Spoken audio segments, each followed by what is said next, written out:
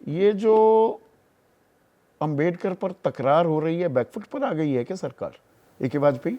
नहीं, मैं देखा है, मैंने बयान उनका सुना और प्रेस कॉन्फ्रेंस दोनों वो भी सुनी। हमें ये समझ में नहीं आया कि अमित शाह ने, गृह मंत्री भी हैं जो देश के, कौन सा वर्ड यूज करा है जो अपशब्द है नंबर 1, या असम्मानजनक है नंबर 2, या अनपार्लियामेंट्री। हमें भी नहीं समझ आया। नहीं, तो मुझे भी नहीं समझ में आ रहा। तो प्रधानमंत्री भी ट्वीट कर रहे हो और अमित शाह को 5:30 बजे प्रेस कॉन्फ्रेंस भी करनी पड़ गई प्रेस कॉन्फ्रेंस में क्या कहा उन्होंने? कहा कि भाई गलत देखो, मेरे बयान को तोड़ मरोड़ कर कांग्रेस पेश करे। Yes. हाँ, तो मतलब ये कहने के लिए आना पड़ गया गृह मंत्री को। देखिए संदीप चौधरी जी, हाँ। हकीकत पे आइए। पार्लियामेंट चलने नहीं देना चाहते, मुद्दों की खोज में लगे हुए हैं, कभी 4 इंटरवर्ग दिन तो लाएंगे। चर्चा हमने सुनी। देखिए, मान सम्मान बाबा साहब का, अंबेडकर का कोई नहीं कर सकता। किसी की इतनी हिम्मत नहीं है कि उनके मान सम्मान को ठेस पहुंचाए। लेकिन उनके जीते जी अगर पूरा मान सम्मान नहीं दिया तो वो कांग्रेस ने दिया, ये इतिहास में रिकॉर्ड दर्ज है, उसको झुटला नहीं सकते हम। और ये जहां बात तक बीजेपी, ये बात तो संसद में कह दी थी, फिर से प्रेस कॉन्फ्रेंस करके ये कहनी पड़ी और 3 बार ये कहना पड़ा मेरे बयान को उसके तोड़ पीछे मरोड़ कारण कर है, पेश उसके किया जा पीछे रहा है। कारण है। इन लोगों ने, विपक्षी लोगों ने इस लोकसभा के इलेक्शन में एक ऐसा हुआ खड़ा करने की कोशिश की, वो सबक हमारे सामने है। हम ये दोबारा, वही घबराहट है। हाँ बिल्कुल है हम ना? दोबारा नहीं देंगे मौका, हम उसको बार बार क्लैरिफाई करेंगे। नहीं, और मौका दे दिया क्या? कौन सा मौका दिया? हमने क्या कहा? मैंने तो कहा आपको इसमें अंबेडकर अंबेडकर अंबेडकर इतनी बार भगवान का नाम भी लेते तो वो प्रकट हो उसी जाते। को बता रहा हूँ कि जब हमने इस तरह की बातें की ना, और चैनलों पे भी और लोगों से भी, तो वो घूम फिर के आ गए कि सर उसका टोनर गलत है। ये टोनर क्या होता है? मैं तो फिर कह रहा हूं, दोबारा कह रहा हूं इस बात को। देखिए, बीजेपी हो, हमारी पार्टी हो और लोग हो, बाबा साहब के खिलाफ कैसे बोल सकते हैं? कौन सा ऐसा काम उन्होंने किया जो बोल सकते? बल्कि अरुण शौरी को तो जानते होंगे आप। जी जी, अरुण शौरी पत्रकार भी थे और वाजपेयी सरकार में ही मंत्री भी थे, अहम मंत्री थे जी। एक वक्त पर, बड़े विचारक भी थे बीजेपी के लिए 90 के दशक में। जी बोलिए। कोई एक किताब थी, क्या नाम था, अच्छा सा नाम था, वर्शिपिंग फॉल्स गॉड्स। आगे चलिए, आप चलते जाइए। किसके बारे में थी ये किताब? देखिए ऐसा है, किसके, मैं जानना चाहता, नहीं, अरे मैं भूल बिल्कुल गया, जानने की जरूरत नहीं मुझे है। भूलने की बीमारी हो गई है। नहीं, मैं भूल बीमारी गया कोई वो नहीं किसके होगी बारे में आपको, थी। भगवान न करे कोई वो बीमारी हो। नहीं, वो वर्शिपिंग फॉल्स गॉड्स संदीप, किसके बारे में किताब आज थी? के संदर्भ में आइए, अमित शाह जी। अब आज के ना, संदर्भ देखिए, वैसे गिनवाएंगे 1951, 1956, 1959, 1990। आपसे मैं बात पूछने लगूंगा 90 के दशक की, तो आइए आज की बात करते हैं। हम ये अरे वाह, सवाल आपका मुद्दा ये है कि सम्मान असम्मान कौन कर रहा है, कौन नहीं कर रहा। तो मैंने सिंपल अरे इतनी वही सी तो बात पूछ रहा हूं, वर्शिपिंग फॉल्स गॉड्स किसके बारे में थी किताब? बिल्कुल सब पढ़ी हुई है हमने, सारी चीजें जानकारी में है, लेकिन आप उस विषय पे ना जाए तो बेटर है। क्रिटिकल अप्रेजल, दरअसल आलोचना, अब कहते रहिए सकारात्मक आलोचना थी, जबरदस्त आलोचना की अरुण शौरी ने उसको उस बी आर किताब को अम्बेडकर किसने की। ऑप्ट किया? उस किताब को किसी ने ऑप्ट किया? मंत्री थे बीजेपी वो। ने कहा कि भाई ये हमारी मंत्री थे थॉट आपके, है। सरकार की नीतियों पर उनका अच्छा खासा इम्पैक्ट था। हम उस डिबेट में नहीं जाएंगे। उस डिबेट में नहीं जाएंगे? बिल्कुल नहीं जाएंगे। अच्छा। देखिए, हम लोग समाजवादी लोग रहे हैं, प्लीज माइंड इट। अलायंस है हमारा, इसमें भी कोई दो राय नहीं है, लेकिन अपने सिद्धांतों से ना कभी समझौता स्वर्गीय रामविलास पासवान जी ने किया, ना हम लोग करने वाले हैं। और जब मौका आया, एक मिनट थोड़ा सा, चलो, गुरु गोलवलकर ने किताब लिखी, वी और आर नेशनहुड डिफाइंड। जो संविधान ने हमें we the people of India, India that is Bharat, ये उद्देशिका के भी और आर्टिकल 1 के पहले सेंटेंस जो मैं लिख रहा हूं, उस राष्ट्र की परिकल्पना की थी एम एस गोलवलकर ने। देखिए ये तो बिल्कुल विरुद्ध था। आप गलत नंबर सावरकर का बड़ा जिक्र हो रहा है, सावरकर तो कह रहे थे इस संविधान में भारतीय तो कुछ भी नहीं है। आप गलत नंबर डायल कर रहे हैं। गलत नंबर डायल बिल्कुल। अच्छा। आरएसएस से हमें कोई लेना देना है नहीं, अच्छा, ना हमारे जीन्स में है। बीजेपी को तो है ना। हम इस बात को कह सकते हैं क्या सही है क्या गलत है।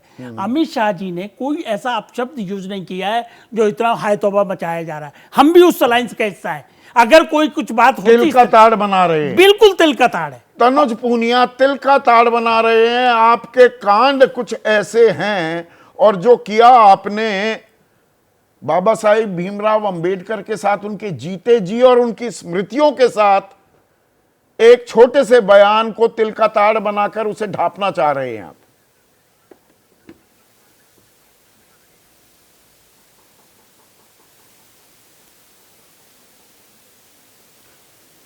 तनुज पूनिया, सवाल आपसे था।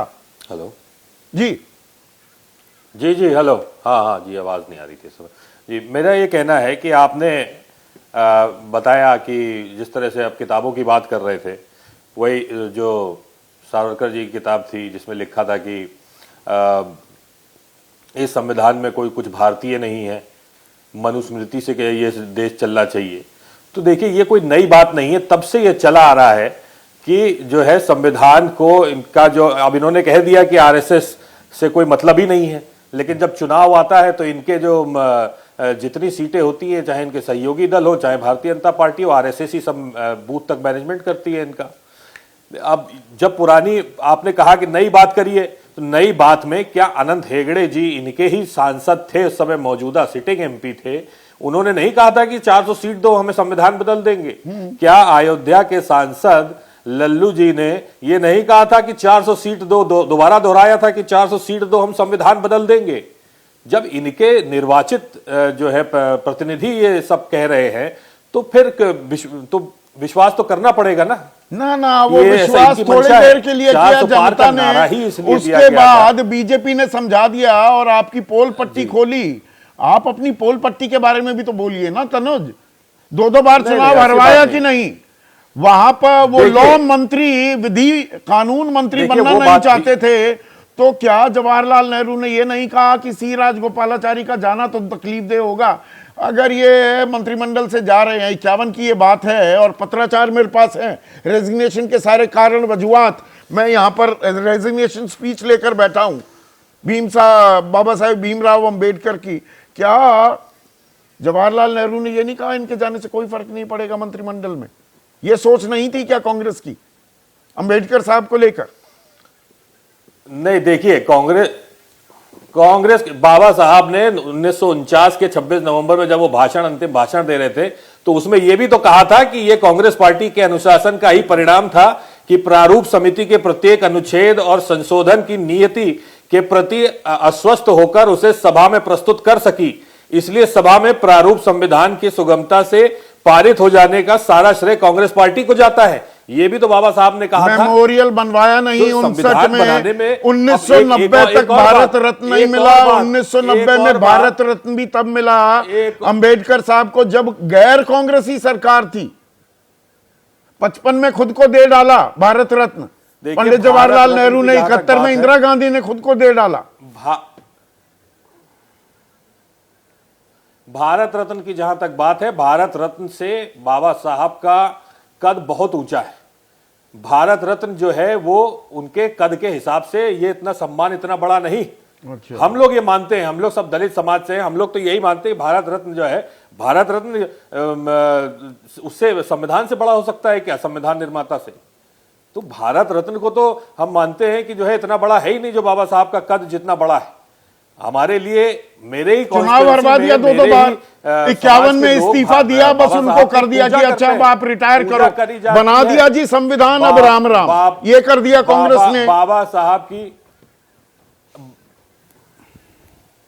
नहीं, ऐसी बात नहीं है, बना दिया संविधान, ऐसी बात नहीं है। बाबा साहब को हमेशा किया। बाबा साहब, आप उनकी पत्नी की किताब उठा के देख ले, जिस समय उनका निधन हुआ था, रात में सोते सोते परिनिर्वाण हुआ था, सवेरे आने वाले व्यक्तियों में सबसे पहले जवाहरलाल नेहरू थे। उनकी पत्नी ने अपनी किताब में यह बात लिखी है, आप उसको भी देख लीजिए। सम्मान पूरा था बाबा साहब को। उनकी पत्नी तक को कहा था कि आपको हम कोई पद दे दे, कोई कुछ कर दे, लेकिन आप स्वयं इनकार किया। गृह मंत्री के बयान को काट छाट कर वायरल करा रहे हैं। ये आरोप खुद गृह मंत्री लगा रहे हैं तनुज आप लोगों पर कि उनके बयान को तोड़ मरोड़ कर पेश कर रहे हैं।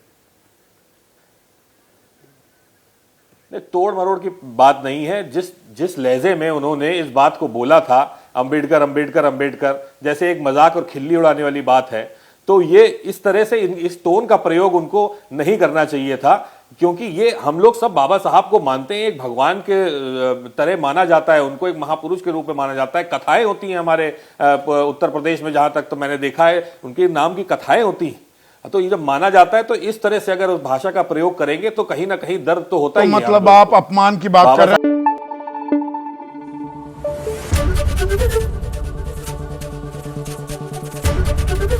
एबीपी न्यूज आपको रखे आगे।